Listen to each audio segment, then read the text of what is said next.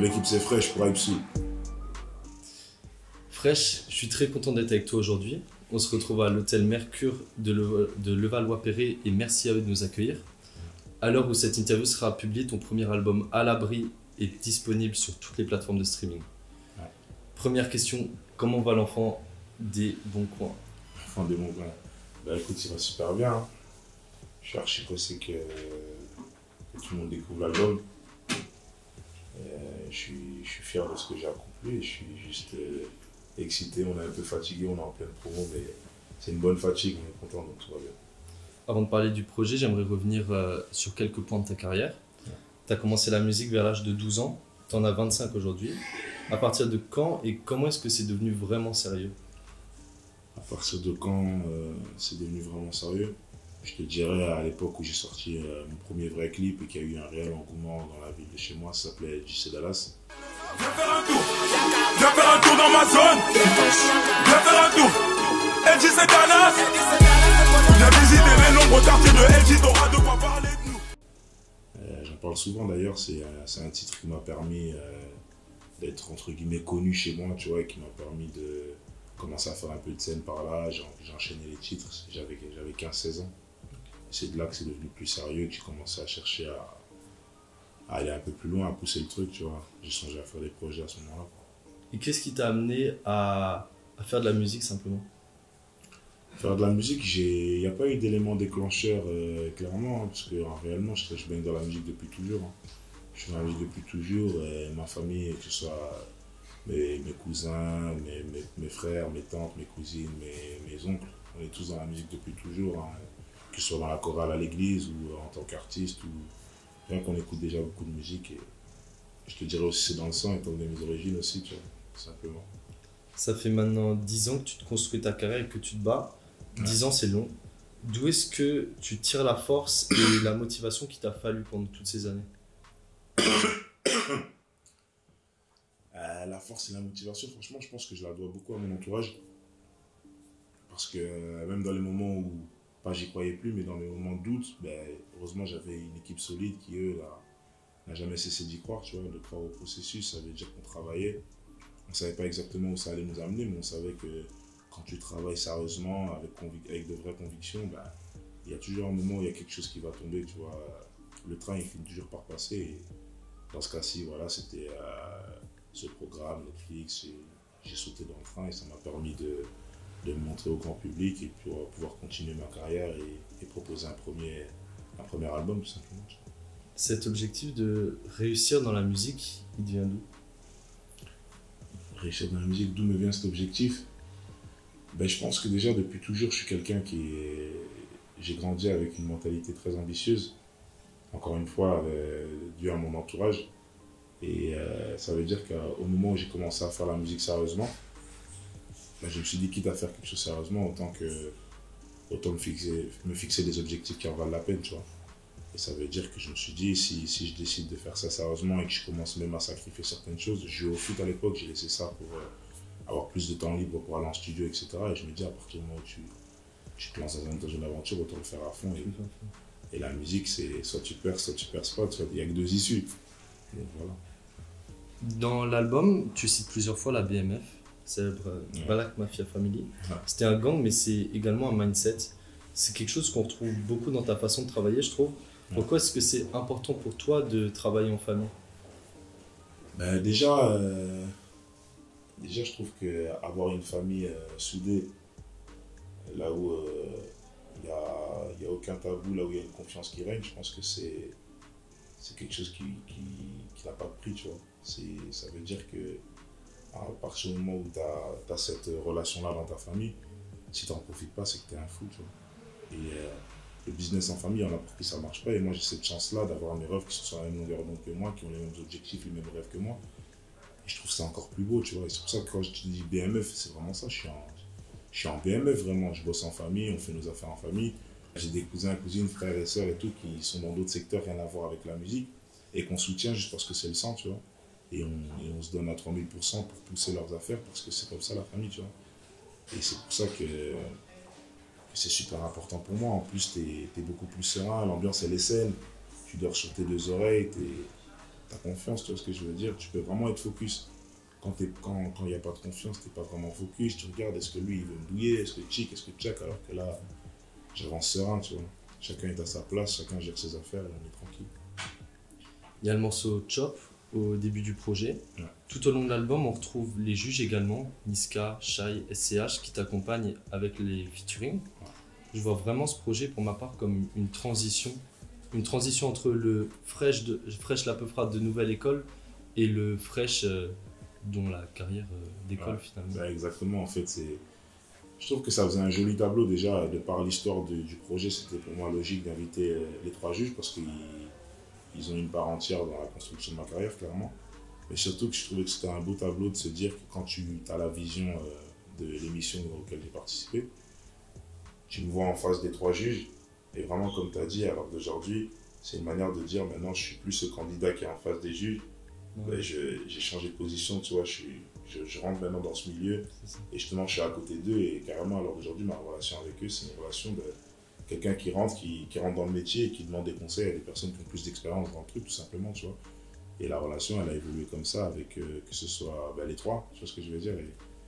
Et c'est un beau tableau de le montrer par un projet dans lequel au final ils viennent en collègues plus qu'être les juges qui vont juger tout simplement leur prestation, tu vois. Et je trouve ça magnifique. Il y a le morceau ICB Cartel. Ouais. J'aimerais que tu m'en parles et de pourquoi est-ce que tu l'as appelé comme ça. ICB Cartel. Ben, en vrai, je l'ai appelé comme ça tout simplement pour encore mettre l'accent sur mon équipe. Tu vois, ICB Cartel, c'est vraiment c'est le gang, c'est vraiment mon équipe avec qui c'est mon équipe, ma famille, on travaille ensemble, on a tout vécu ensemble. Ça veut dire que c'est plus qu'un label en vrai, ICB. Quand je te dis ICB Records, ça c'est vraiment le pur label professionnel. ICB Cartel, c'est vraiment la famille ICB avec qui on est soudés et on se lâche pas, tu vois. Carrément, dans ce morceau-là, je dis clairement, il n'y a plus de place dans le piano, le cœur trop souvent cassé. Et c'est une manière de dire que y a plus de place dans le piano, le cœur trop souvent cassé. Le cercle fermé, parano, c'est mieux comme ça. La bitch veut me voir au télo, j'ai plus besoin de me déplacer. Train de vie de salaud, je crois que je suis bon qu'à ça. Je traîne plus au quartier, je marche avec les miens, il s'est vu cartel. Il n'y a plus de place dans le piano, on est au complet en fait. Tu vois, et je fais référence à ma manière de tourner. Quand on tourne tous les showcases qu'on a fait cet été, c'est la même équipe avec qui je suis depuis plus de 10 ans maintenant et on est toujours là. Donc c'est important de mettre un morceau en référence à cette équipe-là. ICB Cartel, c'est nous en fait. Au niveau du format de l'album, il y a 19 titres. Certains pourront penser que c'est peut-être un peu long. Ouais. Qu'est-ce que tu en penses toi et est-ce que c'était voulu? Ouais, c'était voulu parce qu'en soi, je pense que en balançant un petit EP de 5 titres cet été, je pense que c'était important de surenchérir parce que j'avais prévenu en balançant l'EP qu'un album allait arriver. Tu vois, c'est pour ça d'ailleurs que cet EP était un fragment de l'album. En fait, tu vois bien que c'est un petit morceau de l'album qu'on a juste donné en avant-goût l'été et qu'on a incrusté dans l'album du coup qui sort maintenant. Et en fait, pour moi, c'est logique pour un premier album de balancer beaucoup de titres. C'est une manière de faire passer un message, montrer que je travaille, que je suis pas là pour me tourner les pouces, tu vois. Que je vous propose une grosse palette qui vous permet, vous avez vraiment le temps de découvrir un artiste, vous avez de quoi consommer cet artiste et de quoi découvrir réellement ce que fait cet artiste et voir quel est son secteur dans lequel il excelle, qu'est-ce que tu préfères chez lui, tu vois, t'as vraiment une palette qui te permet vraiment de prendre ce que tu préfères chez moi, tu vois, et c'était important pour moi de faire dans ce format-là. Surtout que dedans, tu as 19 titres, mais tu en as 5 que les gens connaissent déjà. Du coup, tu as 14 nouveaux titres réellement. Donc je me voyais mal faire un projet 10, 11 titres alors qu'il y en a 5 que vous connaissez déjà. Là, ça devient n'importe quoi, tu vois. Il faut montrer qu'on est prêt à donner. Parce qu'on a reçu beaucoup d'amour cet été, on a reçu beaucoup d'amour des fans. J'ai reçu énormément de soutien, j'ai fait énormément de dates, j'ai fait plus de 50 dates jusqu'à aujourd'hui. Que des showcases là où il y avait énormément de monde devant moi. Et je me dis, il faut que je leur rende, il faut que je leur donne de la musique. Là, je sors 19 titres, t'es pas à l'abri que 2 semaines après la sortie du projet, il y a encore 2-3 singles qui se rajoutent et on enchaîne. Parce qu'on a... Les morceaux, je les garde pas dans ma poche, hein, je les balance parce que c'est ça de la musique. Donc, normalement, l'idéal pour un rappeur, ce serait d'enregistrer un morceau et le jour où tu l'as enregistré, de le sortir parce que tu vas jamais plus le kiffer que le jour où tu l'as enregistré. Justement, tu es dans le même mood. T'as capté. Tu l'as créé. Ben oui. Ouais, ça veut dire que je pense pas que ce soit un problème, surtout aujourd'hui, on est dans l'ère du streaming. Donc dans l'ère du streaming, 19 titres, tu as le temps de les écouter, tu vas en écouter 5, 6 au début, tu vas enchaîner. Tu as le temps, en vrai, moi je suis pas pressé, je suis pas le mec qui veut absolument que tout le monde consomme son album la première semaine, faire des gros stocks. Non, moi je veux que tu me découvres, on stabilise, tu commences à kiffer, tu commences à cerner le personnage. Là. Il y a des sons plus calmes dans cet album, je pense à Sable par exemple. Y'a pas de galère, on peut faire affaire tranquille. J'avais pas que tu baignais dans ça. Les mecs d'à côté veulent pas rester tranquille. Encore une soirée où je vais baigner dans le sol. Dès le matin, y'a les keufs sur le parking. Une enquête est ouverte, t'entends ça. Ouais. L'objectif, c'est aussi de montrer ta polyvalence et que Fresh, c'est pas juste faire de la trappe, quoi. Ouais, exactement. Et surtout, même pas que prouver, parce que je suis pas en train de juste prouver dans cet album. Je suis surtout en train de me faire plaisir et montrer que. Ça se ressent. Voilà, tu vois, j'ai vraiment surtout voulu me faire plaisir et faire kiffer un max de monde, tu vois. Je me suis dit, vas-y, par exemple, tu as fait référence à un morceau comme Sable, ben ça, c'est un morceau, je me rappelle, j'avais écouté la prod en studio et je me suis dit, elle est trop belle. Tu vois, avec les petites voix et tout dedans et tout, moi j'aime trop les voix et tout, ça me transporte dans un univers. Et je me suis dit, ben voilà, si moi ça m'a transporté, ben vas-y, ça va en transporter plus d'un. Je vais proposer un truc là-dessus, tu vois, c'était vraiment, en fait, j'ai pensé collectif quand j'ai fait le projet, tu vois. J'ai vraiment pensé aux fans, parce que moi, à l'heure d'aujourd'hui, j'ai une communauté qui est de tout âge, tu vois, j'ai des enfants comme des pères de famille, des mères de famille, j'ai des jeunes de mon âge, de notre âge, j'ai tout, parce que grâce à Netflix, Netflix, tu connais, tu peux pas gérer quel âge tu regardes, tu vois, et des trucs comme ça. Ça veut dire que mon album, il est obligé d'être à cette image-là, de diversifier de manière à ce que tout le monde puisse trouver son bonheur dedans, tu vois. Et je me suis vraiment fait plaisir au final. Je me suis pas mis de pression sur cet album, je me suis fait plaisir, j'ai fait ce que je kiffe, comme à l'image de comment j'ai formé le morceau Choc, tu vois, en studio, sans stress. Je fais un tube, je fais mon truc tranquille. C'est ça la base de la musique, justement. Ouais. Se faire plaisir pour faire plaisir au public. Exactement. Il faut qu'on parle du morceau Midi Minuit aussi. Faut que je rate ma pièce, mon billet, purple comme la IA. Midi, minuit. Il a fallu qu'on perde, qu'on soit mêlé au score, qu'on finisse à 10. Le morceau Midi Minuit, c'est quoi ce banger là que tu nous as lâché? C'est mon préféré. Ah ouais, putain, je kiffe. Midi Minuit, en plus c'est un des tout premiers que j'ai gratté pendant que je faisais l'album. Midi Minuit, moi en fait c'est un morceau, je trouve qu'il est solide parce qu'il raconte une vraie histoire, tu vois. Il me met dans un autre contexte dans lequel on ne me connaissait pas encore, tu vois, là où je dis des choses réelles, sincères, clairement sur une prod qui te met déjà dans un mood un peu plus... T'es plus attentif au texte, tu vois, dès que tu écoutes le début de la prod, t'es beaucoup plus attentif au texte, parce qu'il y a du piano, tu vois, c'est un peu plus sombre et tout. Et quand on avait créé le morceau avec mon beatmaker et ingénieur Gisèle, directement je lui ai dit là, vraiment j'ai envie de transporter les gens, tu vois. Tu vois, tu sens bien que dans le pont, il y a de la mélodie, il y a c'est un univers qui transporte. Et je me suis dit, ça, c'est un morceau qui me touche. Et je me suis dit, à partir du moment où je suis touché moi-même, je suis quelqu'un qui est difficile à toucher. Donc, quand moi, je suis moi-même touché par un truc, ça veut dire que je sais que ça va en toucher. Tu vois ce que je veux dire? Je suis pas le plus fragile du monde. Tu vois ce que je veux dire? Mais réellement, les 10 minutes, je l'ai fait vraiment comme je t'ai dit, il y en a pour tout le monde, il faut que les gens ils sentent. J'ai envie qu'il y ait des morceaux qui touchent les gens en plein cœur, qui chic, tu vois. Et Midi Minuit, il a été fait dans ce sens-là. Il y a un artiste qui t'inspire, je pense, tu me diras si je me trompe après, c'est 50 Cent. On le ressent dans ta musique, mais également dans ta façon d'être, dans ton durag peut-être aussi. Tu sais autant faire des bangers que des sons plus doux, et je pense à Gangsta Love notamment. Ouais, Gangsta Love, il est fort ce morceau. Je disais précédemment, lors d'une conversation, je disais que c'était mon préféré. Businessment parlant, si on parle business, je pense pas que en France, c'est un des morceaux qui va parler à tout le monde parce que c'est un mood un peu plus US, mais à l'ancienne un peu, tu vois, etc. et tout. Mais c'est un mood en vrai. Et comme tu as dit, tu vois, 50 Cent, c'est ce genre de personnage qui utilise ce genre de mélodie, etc. C'est pour ça que ça m'a fait penser à 50 quand je l'ai écouté. Ouais, tu vois, une voix grave qui chante un peu, qui parle un peu d'amour, tout ça et tout. Et c'est du Gangsta Love, clairement, tout simplement. Moi, c'est un mood que je kiffe parce que 50 Cent, parce que c'est la référence. Et ouais, je suis un grand fan de 50, mais c'est un mood qui était instauré normal à l'époque aux États-Unis, tu vois. Et là, je te parle de films comme le film de 50 Cent simplement, même le film de Biggie. J'ai même vu des films, je sais pas si tu as connu Écrire pour exister, il est sur Netflix actuellement. Ouais, tu vois, c'est des films là où c'est un mood vraiment très ghetto. Moi, je me vois vraiment quand j'écoute Gangsta Love, je me vois vraiment dans un cabriolet dans le ghetto, le petit soleil qui est en train de se coucher, ma petite meuf sur le côté, tu vois. C'est vraiment un mood comme ça, tu vois. Et non, ça c'est un morceau qui me plaît, c'est des morceaux qui vont avec ma personnalité. Comme tu as dit, je suis très porté carré, moi j'aime beaucoup ce qui se passe là-bas, surtout un peu à l'ancienne et tout, le côté un peu, si je peux dire, old school, un peu old school, mais toujours rester actuel, tu vois, toujours rester actuel. Tout au long de l'album, on retrouve un élément important également, la reconnaissance. Ouais.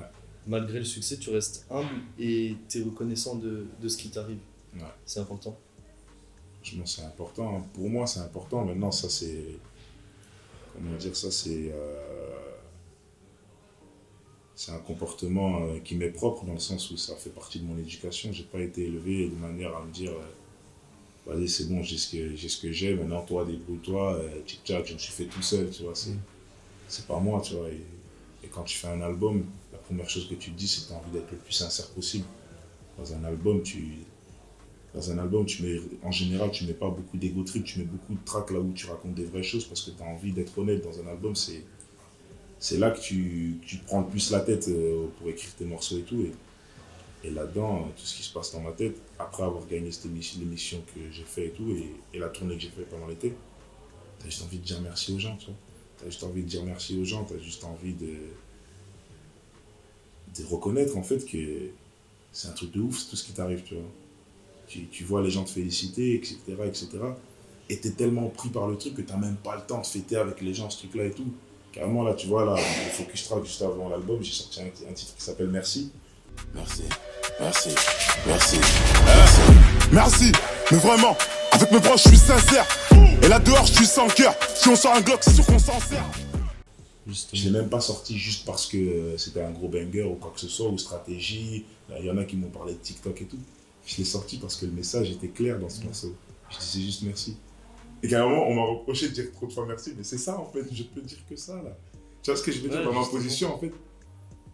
C'est la seule fois, carrément, je vais te dire un truc. Ça fait quelques semaines quand je suis en showcase, parce qu'en ce moment on est en showcase chaque week-end, c'est trop beau.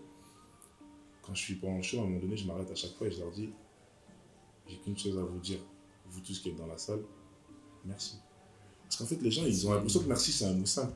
Mais c'est un mot de ouf, en fait. C'est important de dire merci. C'est tout bête, hein. Je te jure. Je te demande, tu me rends un service. Je prends ce que tu me donnes, tu vois, il y a ta sacoche là. Tu me la donnes, je te la demande, tu me la donnes. Et je te dis rien.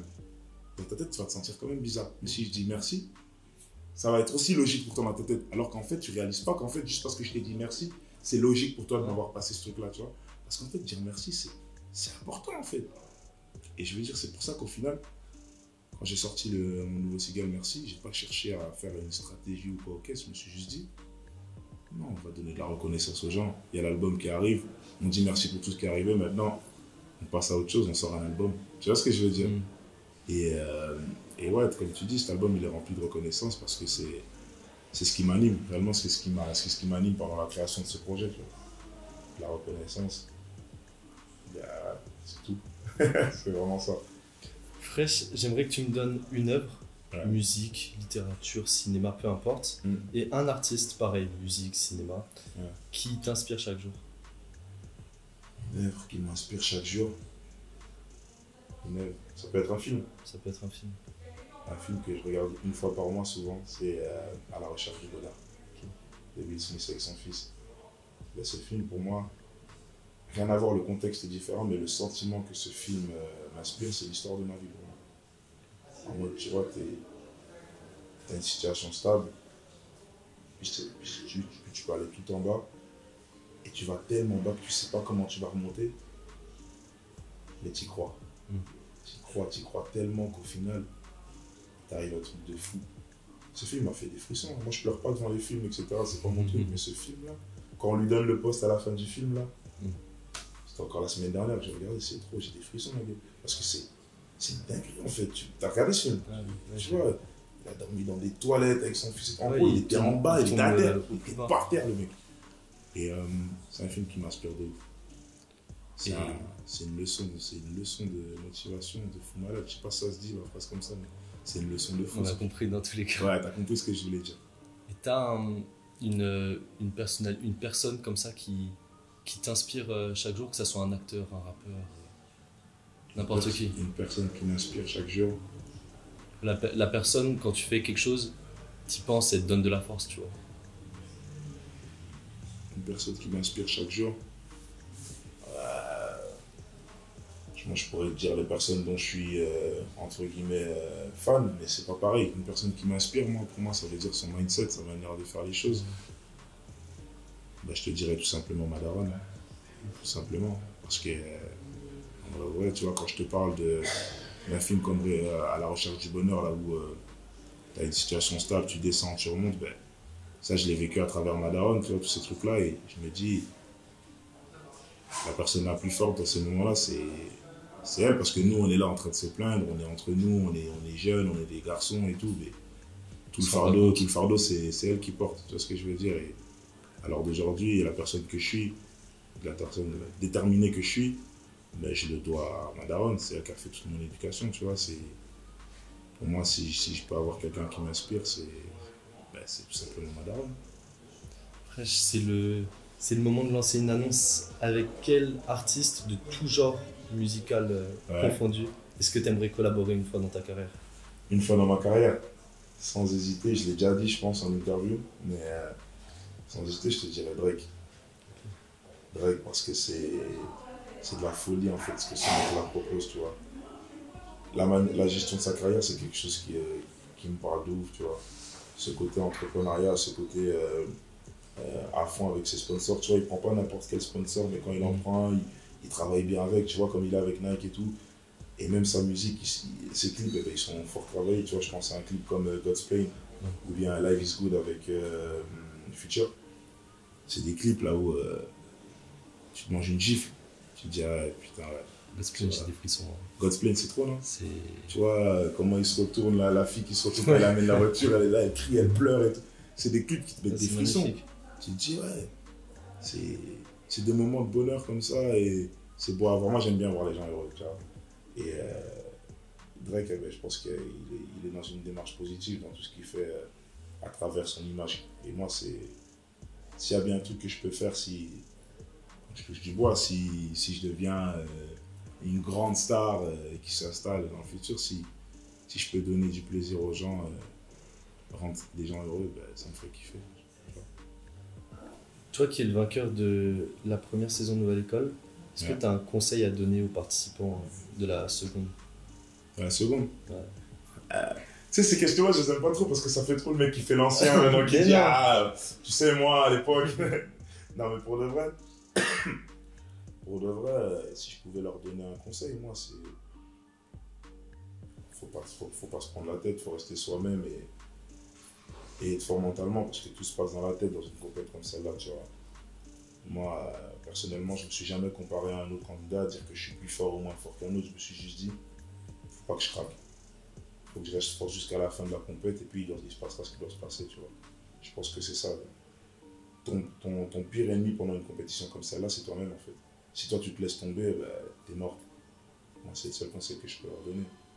Et encore, c'est un conseil qui ne peut pas être vérifié, tu vois, vu qu'il sort de ma tête, mais en tout cas, moi, c'est ce qui m'a aidé, tu vois. C'est ce qui t'a aidé. Ouais.